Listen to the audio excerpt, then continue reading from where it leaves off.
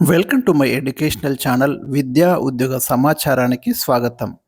Daily GK quiz క్వశ్చన్స్లో ఈరోజు 388 రోజులో ఉన్నాం. ఈరోజు స్టాండర్డ్ జీకే నుండి 10 క్వశ్చన్స్ అయితే ఇక్కడ మీతో డిస్కస్ చేయడం జరుగుతుంది. చాలా ముఖ్యమైన ప్రశ్నలు ఈ వీడియోస్లో అందిస్తున్నాను. వీడియో చూస్తున్న ప్రతి ఒక్కరూ తప్పకుండా మీరు కాంపిటేటివ్ ఎగ్జామ్స్ కనుక ప్రిపేర్ అవుతే గ్యారంటీగా మీరు ఈ ఛానల్ సబ్స్క్రైబ్ చేయండి ఇప్పుడే. అదేవిధంగా నేను ఇచ్చే డైలీ 10 క్వశ్చన్స్ మీరు ఒక నోట్స్లో ప్రిపేర్ చేసుకోండి. చాలా యూజ్ఫుల్ కంటెంట్ ఉంటుంది. ఆ క్వశ్చన్కి క్లియర్ ఎక్స్ప్లెనేషన్ ఉంటుంది. అదేవిధంగా మ్యాక్సిమం ప్రీవియస్ క్వశ్చన్స్ ఉంటాయి, రిపీటెడ్ క్వశ్చన్స్ ఉంటాయి. మరి తప్పకుండా ఛానల్ని సబ్స్క్రైబ్ చేసి బెల్ ఐకాన్ నొక్కడం ద్వారా నా వీడియోస్ అయితే మీకు అప్డేటెడ్గా వస్తూ ఉంటాయి. ఇక ఈరోజు లేట్ చేయకుండా క్వశ్చన్ నెంబర్ 1లోకి వెళ్దాం. స్టాండర్డ్ జీకేలో క్వశ్చన్ నెంబర్ 1, రీసెంట్ ఇష్యూ. దేశంలోని అన్ని రాజ్భవన్ల పేర్లను ఎలా మార్చాలని ప్రతిపాదించారు. రీసెంట్గా కేంద్ర ప్రభుత్వం ఒక డిసిషన్ తీసుకుంది. మనకి రాజ్భవన్ అంటే గవర్నర్ నివాసం ఉండేటటువంటి ప్రాంతాన్ని రాజ్భవన్ అంటారు, బిల్డింగ్ని. వాటిని ఏ విధంగా మార్చబోతున్నారు? ఇక్కడ 3 ఆప్షన్స్ ఉన్నాయి: లోక్ భవన్, ఘన భవన్, ప్రజాభవన్. రైట్ ఆన్సర్ వచ్చేసి లోక్ భవన్గా మారుస్తున్నారు. ఆల్రెడీ కొన్ని స్టేట్స్ అయితే మార్చేశాయి. క్వశ్చన్ నెంబర్ 2, న్యూమోకోనియోసిస్ వ్యాధి ఏ పరిశ్రమలలో పనిచేసే వారికి వస్తుంది? కొన్ని పరిశ్రమలలో పనిచేసే వారికి కొన్ని రకాలైనటువంటి వ్యాధులు అటాక్ చేస్తాయి. సో ఏ పరిశ్రమలో పనిచేసే వాళ్ళకి ఏ వ్యాధి వస్తుంది అనేది మనకు ఒక ఇంపార్టెంట్ ఏరియా కాంపిటేటివ్ ఎగ్జామ్స్లో. ఇక్కడ రైట్ ఆన్సర్ కోసం మీరు 3 ఆప్షన్స్ ఇచ్చిన నేను: కాగితపు పరిశ్రమ, బొగ్గు ఆధారిత పరిశ్రమ, గాజు పరిశ్రమ. రైట్ ఆన్సర్ వచ్చేసి మనకి బొగ్గు ఆధారిత పరిశ్రమలలో పనిచేసే వాళ్ళకి ఈ న్యూమోకోనియోసిస్ అనే వ్యాధి వస్తుంది. దీనివల్ల ఏమవుతుందంటే ఊపిరితిత్తులలో మచ్చలు ఏర్పడతాయి. దీని నల్ల ఊపిరితిత్తుల వ్యాధి అని కూడా పేర్కొంటారు. బొగ్గు కానివ్వండి, సిలికా వంటి వివిధ రకాల ధూళి కణాలు ఎక్కువ కాలం పీలిస్తే ఈ డిసీజ్ అయితే మనకు అటాక్ చేయడం అనేది జరుగుతుంది.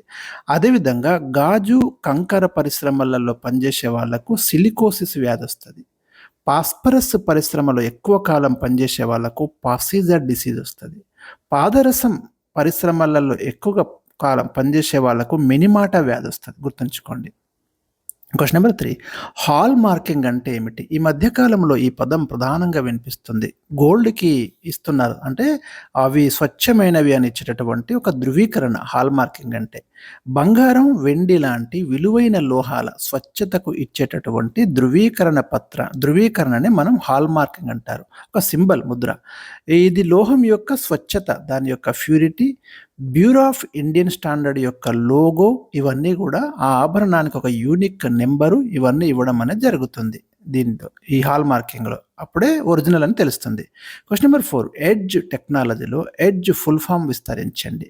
రీసెంట్ టెక్నికల్ వొకాబులరీకి వచ్చేసి ఎడ్జ్ అంటే ఓకే, ఇంకా లేటెస్ట్ వచ్చాయనుకోండి. దీని ఫుల్ ఫామ్ అనేది మనకి enhanced data rates for GSM evolution. దీన్నే మనం ఎడ్జ్ టెక్నాలజీ అంటున్నాం. క్వశ్చన్ నెంబర్ 5, డూన్స్ అంటే ఏమిటి? మీరు డెహ్రాడూన్, ఫాట్లీడూన్ ఇలాంటి పదాలు వింటారు కదా. డెహ్రాడూన్ ఉత్తరాఖండ్ యొక్క రాజధాని. సో డూన్స్ అంటే మనకు మధ్య హిమాలయాలు మరియు శివాలిక్ పర్వతాల మధ్య ఉన్న లోయలను మనం డూన్స్ అంటాం. అయితే మీకు కొంత బ్యాక్గ్రౌండ్ తెలవాలి. మన భారతదేశానికి నార్త్ వైపున హిమాలయ పర్వతాలు ఉన్నాయి. ఇవి మీకు 3 రేంజెస్లో కనిపిస్తాయండి. ఒకటేమో హిమాద్రి, ఇక్కడ చూడండి 3 రేంజెస్. ఓకే, ఒకటేమో హిమాద్రి మొత్తం పైన, 2 హిమాచల్ మధ్య హిమాలయాలు, 3 శివాలిక్. ఈ విధంగా ఉంటాయి. మీకు హిమాద్రిలో అత్యున్నత శిఖరాలు ఉంటాయి. హిమాచల్ ఇది మధ్య హిమాలయాలు, ఇది శివాలిక్. ఈ మధ్య హిమాలయాలు శివాలిక్ మధ్య ఉన్నటువంటి లోయలనే మనమే డూన్స్ అంటున్నాం. రైట్, క్లారిటీ ఇచ్చారు ఇండియన్ జాగ్రఫీ నుంచి. డెహ్రాడూన్, కోట్లీడూన్ ఇట్లాంటి. Question number 6, international institute for environment and development ప్రధాన కార్యాలయం ఎక్కడ కలదు? మనకు ఇంటర్నేషనల్ ఆర్గనైజేషన్స్, వాటి యొక్క హెడ్ క్వార్టర్స్ చాలా ఇంపార్టెంట్ టాపిక్ జీకేలో. So international institute for environment and development అంటున్నాను, పర్యావరణ అభివృద్ధి. ఇది లండన్లో ఉందండి. 1973లో దీన్ని ఎస్టాబ్లిష్ చేయడం జరిగింది. ఇంకొకటి యుఎన్ఈపి ఉంటుంది, యునైటెడ్ నేషన్స్ ఎన్విరాన్మెంట్ ప్రోగ్రామ్. ఇదేమో నైరోబీలో ఉంటుంది, కెన్యాలో. Right. Question number 7, green hydrogen అంటే ఏమిటి? రీసెంట్గా మనకి న్యూస్లోకి వస్తుంది, ఫ్యూయల్గా వాడబోతున్నాం గ్రీన్ హైడ్రోజన్. మనము శిలాజ ఇంధనాలు అంటే పాజిల్స్ నుంచి సేకరిస్తున్నటువంటి పెట్రోలియం కానివ్వండి, న్యాచురల్ గ్యాస్ కానివ్వండి, పొల్యూషన్కి కారణమవుతున్నాయి. కాబట్టి లేటెస్ట్ టెక్నాలజీ ద్వారా నీటిని విద్యుత్ విశ్లేషణ చేయడం ద్వారా గ్రీన్ హైడ్రోజన్ని ఉత్పత్తి చేస్తున్నాం. అసలు పొల్యూషన్ ఉండదు ఇందులో, అందుకే గ్రీన్ హైడ్రోజన్ అంటున్నాం, మీరు గమనించండి. ఇది ఉత్పత్తి చేయడానికి కూడా మనం సోలార్ లేదా విండ్ ఎనర్జీ వాడతాం. మనము ఈ పెట్రోలియం ఇలాంటివి వాడము, బొగ్గు కూడా వాడము. అందుకే ఇది కాలుష్య రహితం అండి. గ్రే హైడ్రోజన్ కూడా ఉంటుంది. ఇక్కడ సహజ వాయువు నుండి ఉత్పత్తి చేస్తారు, ఇందులో CO2 విడుదలవుతుంది. ఇంకా బ్లూ హైడ్రోజన్ ఉంటుంది, సహజ వాయువు నుండే ఉత్పత్తి చేస్తారు, కానీ ఇక్కడ విడుదలైన కార్బన్ ఏం చేస్తారంటే పట్టి నిల్వ చేస్తారు. సో ఇదంతా టెక్నాలజీ అండి. క్వశ్చన్ నెంబర్ 8, మేఘాలు ఏ ఆవరణంలో ఏర్పడతాయి? మనకి ట్రోపో ఆవరణంలో ఈ వాతావరణ మార్పులు జరుగుతాయి. మన వాతావరణ పొరలు చూస్తే మీకు ట్రోపో ఆవరణం అని, స్ట్రాటోస్పియర్ అని, మీసోస్పియర్ అని, ఐనోస్పియర్, ఎగ్జోస్పియర్ ఈ విధంగా ఉంటాయి కదా. ఈ ట్రోపో ఆవరణంలోనే మనకు అనేక రకాలైన వాతావరణ మార్పులు జరుగుతాయి. మేఘాలు కూడా ఇక్కడ ఏర్పడతాయి. అదే మీకు స్ట్రాటోస్పియర్ ఉంది కదా, ఓజోన్ లేయర్ ఉంటుంది ఇక్కడ, ఈ సెకండ్ లేయర్లో మీకు జెట్ విమానాలు, ఫ్లైట్స్ అన్ని ఈ ఆవరణలో వెళ్తాయి. ఎందుకంటే ఇక్కడ మీకు తుఫాన్లు, మేఘాలు ఏర్పడి ఇలాంటివి ఉండవు. అది మీరు క్యాచ్ చేయండి. ట్రోపో ఆవరణంలో మేఘాలు అనేవి ఏర్పడతాయి. ద్రవీకరణం చెందిన నీటి ఆవిరి ప్రతిరూపమే మేఘం. మేఘాలు అనేవి నీటి ఆవిరి, దుమ్ము యొక్క మిశ్రమం. క్వశ్చన్ నెంబర్ 9, బుష్మెన్ తెగవారు ప్రపంచంలో ఎక్కడ నివసిస్తున్నారు? ఆఫ్రికాలోని దక్షిణ ప్రాంతంలో బుష్మెన్ తెగవారు నివసిస్తున్నారు. కలహారి ఎడారి ఉంటుందండి ఇక్కడ, అక్కడ వీళ్ళు నివసిస్తారు. అదే కిర్గిజ్ జాతి వాళ్ళేమో మీకు మధ్యాసియా ప్రాంతంలో కనిపిస్తారు. తోడా ట్రైబ్స్ ఏమో మీకు నీలగిరి ప్రాంతంలో ఉంటారు, తమిళనాడు. పిగ్మీలు అనే వాళ్ళేమో మీకు కాంగో పరివాహక ప్రాంతంలో ఉంటారు, మధ్య ఆఫ్రికా, సెంట్రల్ ఆఫ్రికా. ఎస్కిమోలేమో మీకు నార్త్ పోలార్, ఉత్తర ధ్రువం వైపు కనిపిస్తారు.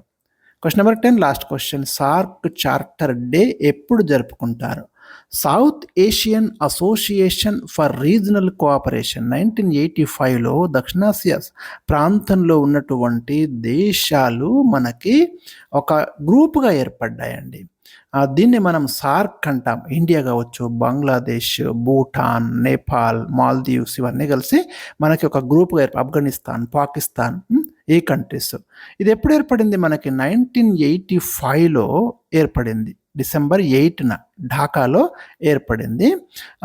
సౌత్ ఏషియన్ నేషన్స్లో మీకు 2007లో ఆఫ్ఘనిస్తాన్ చేరిన తర్వాత 8 కంట్రీస్ అయినాయి మనకి.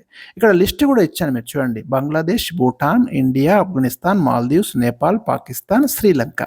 ఏర్పాటైన తేదీ 1985 డిసెంబర్ 8 ఢాకాలో ఏర్పాటు చేయబడింది. ఇది కూడా మీరు గుర్తుంచుకోండి. హెడ్ క్వార్టర్ వచ్చేసి నేపాల్లోని కాఠ్మండ్లో ఉంది సార్క్ యొక్క హెడ్ క్వార్టర్. సో ఇవి నేను ఈరోజు మీకు ఇచ్చినటువంటి ఇంపార్టెంట్ 10 క్వశ్చన్స్. మీకు అర్థమై ఉంటుంది ఎంత ఇంపార్టెంట్ క్వశ్చన్స్. ప్రతి క్వశ్చన్కి క్లియర్ ఎక్స్ప్లెనేషను, దాని బ్యాక్గ్రౌండ్ మీకు గుర్తుంచుకోవడానికి వీలుగా నేను కాన్సెప్ట్ అయితే ఇస్తున్నాను. మరి ఈ వీడియో నచ్చితే తప్పకుండా లైక్ చేయండి, మీ కామెంట్స్ అయితే నాకు తెలియజేయండి. Thank you for watching.